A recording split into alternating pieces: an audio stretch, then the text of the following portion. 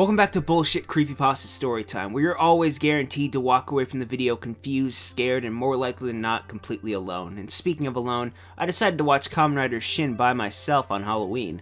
But speaking of Halloween, we're still on the Halloween special that's going on for 2 months, and of course, one can't do a Halloween special without Creepypasta, so I've returned with this super duper scary story, simply known as Dead Mario 64. Which I know what you're thinking. That's pretty fucking subtle, right?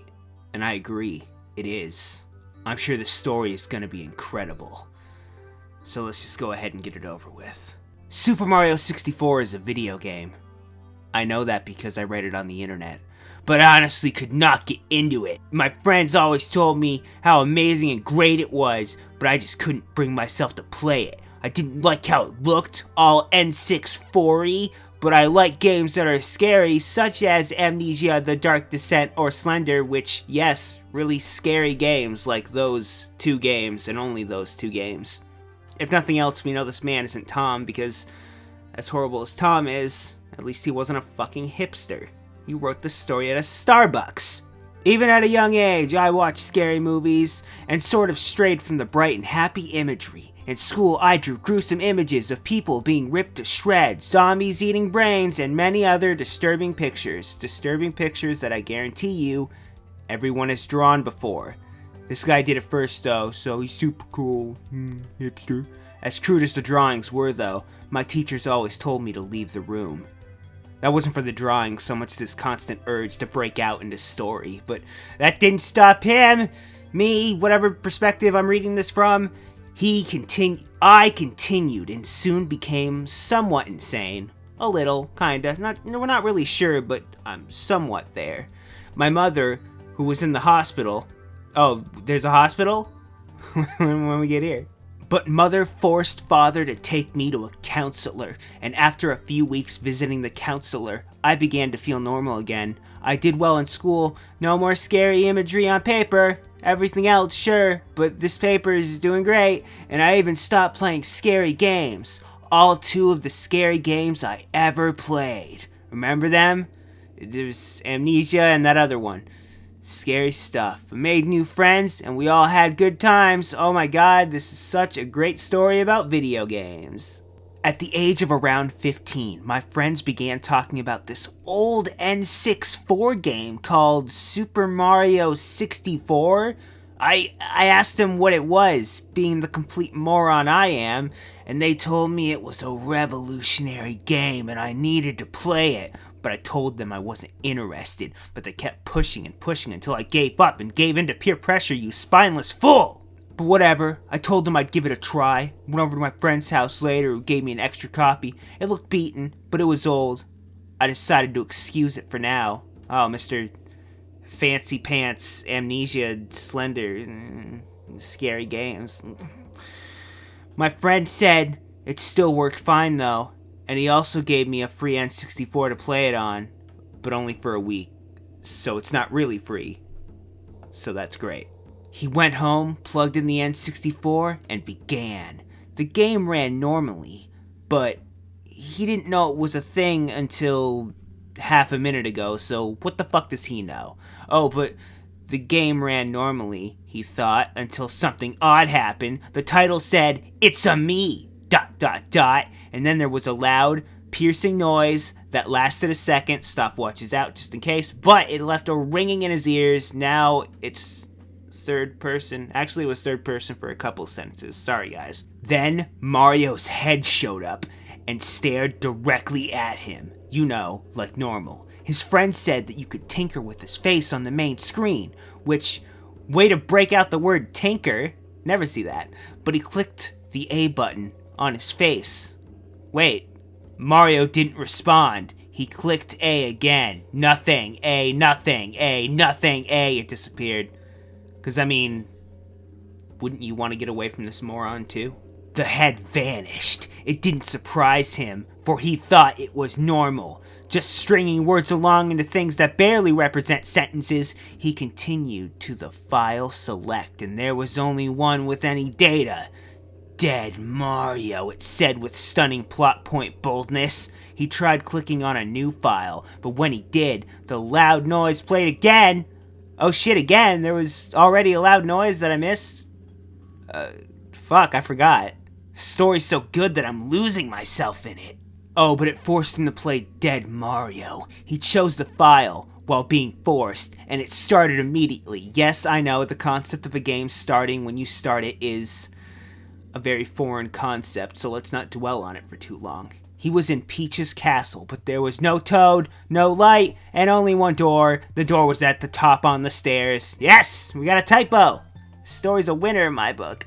I was waiting for one of those. If we can get blood, we'll be all set. Fuck, that may have already happened already, but I just blocked it out, as I seem to be doing with everything else about this story. But he went towards the door, and every inch he got closer to the door, a human-like laugh could be heard more and more, and more and more and more, and it disappeared. Sorry, I picked up that sweet writing technique from the author, and I just needed to try it out. He went into the door, but a text box stopped him, and it said, "Your fault!" And I agreed with whatever it... Sure, he did it. It then forced him inside, and the door vanished. Another word for disappeared. The spiral stairs showed multiple pictures on the walls, and it was all the pictures he drew when he was little, but more detailed, as if someone with actual talent drew them. At the end, there was another door. Another text box appeared, and it said he died because of you. And then it forced him inside again, and the door disappeared. In case you didn't pick up the sweet writing technique yet, just have stuff in your story disappear for no real reason. That'll make it so you won't have to explain things. An exclusive Yuriofwind tip. He was in a circular room, though. There were pictures of his friends and family, and there was a sign in front of him. Oh no! Pick one, it said. He was legit scared. It was pretty hard to scare him. Oh, it sounds that way, what with you freaking out over a choice in a video game that you could have turned off 7 years ago when I started reading this script for the video with the story thing. But he continued, since he was curious and dumb. He went into the picture of the friend who gave him the game, and a flash of light greeted him to a screen with a hovering knife, and underneath it the text said, "End it," for some stupid reason. He clicked it, again with this fucking clicking. It's not a mouse. I'm sorry, that's bothering me. Anyways, he pressed it, because I'm sure it seemed like a really good idea. And he heard a scream, and then the game told him, in a strange voice, "You killed him!" and shut off. He was glad, and I was too, because that means the story's almost over. The next day, his friend called him and told him that the guy who loaned him the game, whose name is just the guy and the friend, I guess, died. He was in shock, and he told his friend, everything. Friend called him crazy and hung up. I think I was. You think you was hung up? I think I was. But who can say what was real or not anymore? Maybe it was a dream. Maybe I'll wake up and find out I didn't write this, and the horror will end. Maybe it was just a coincidence, getting drunk and stumbling onto the Creepypasta wiki. I'm sure it happens to the best of us. But the game was strange. I knew it. He took the game and threw it in the trash, hoping to never see it again. God, I hope he didn't look down, and hopefully he won't see it again. The end. Yeah! So I will admit, I do kind of mentally nod off when I read this story, so maybe I missed something that's obvious to everyone else, but I think I just missed something that's not in the story, and that's the point. The beginning gives you a setup with this hipster douche who's never heard of Super Mario 64, and he draws really terrible, spooky ghosties, and doesn't want to play Super Mario 64, but gets pressured into it, but the game is dead or something, and he played it, and it killed the other guy, so he threw it away. But why? Why would this game just be haunted for some reason? Because you're special and the guy you got it from wasn't? Fuck you, you're special. You're not special. And then by hitting the A button too much, a knife from the game magically killed your friend, also known as that guy, the guy, dude, man, and associate. And so the obvious solution was to throw the game away and hope you'd never see it again. And if it did show up, well, I'm sure you would just make it magically disappear again. Yes, Do to it what you did with all the other important portions to the plot. Make them disappear. You magical magician, you. This has been Bullshit Creepypasta Storytime. Thanks for watching. Hey guys, Yuriofwind here. Welcome back to Endslate. Today on Endslate, I'm gonna show you the magical thing about Endslates. The other day on Twitter, Sugar Conroy put out a tweet about having fun with Endslates and saying that someday he wished his Endslates could be as great as mine.